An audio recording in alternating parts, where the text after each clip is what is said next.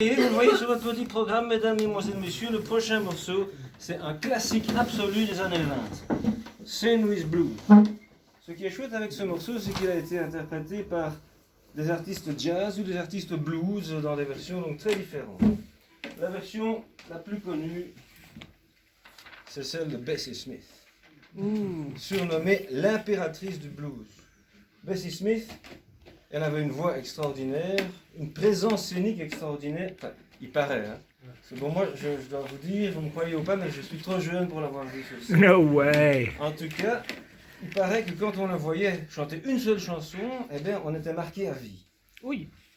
Ce qui ne l'a pas empêché de mourir dans l'oubli et dans la pauvreté. D'ailleurs, elle est morte aussi de racisme, parce que d'après certaines sources, quand Bessie Smith a été victime d'un accident de la route, elle s'est fait écraser par un camion, en théorie, ces blessures auraient pu être soignées. Seulement, on n'a pas trouvé un seul hôpital qui acceptait de prendre en charge une personne à la peau noire. Donc voilà, je vous rappelle aussi les années 30. Hein. Bon, voilà, espérons qu'on ne revienne jamais à un tel niveau d'intolérance. Qui est-ce qui veut Bessie Smith? Moi, je la veux bien. Moi. Sinon, il y a une version jazz aussi, de Jack Teagarden. Vous connaissez Jack Teagarden? Moi, j'adore. Il est connu surtout en tant que tromboniste.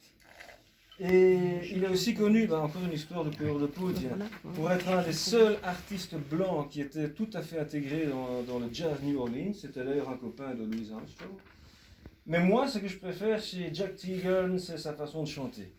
Il avait une voix très indolente comme ça, et puis on dirait un ventriloque. Il a une Si tête vous de serial regardez killer. sur internet quand il chante, on dirait qu'il ne bouge presque pas les lèvres. Et puis, mesdames, vous remarquerez que dans le genre brun ténébreux, hein, Non, mais il fait serial killer, je suis désolée. Hein. il fait serial killer, mais c'est pas toi qui l'auras là. Mimi, un brun ténébreux. Allez. Bon, de toute façon, je vous le dis tout de suite, la version de St. Louis Blues que vous allez entendre ici, ce n'est ni celle de Bessie Smith, ni celle de Jack Teagarden. En toute humilité, ce sera la version de Run Alone.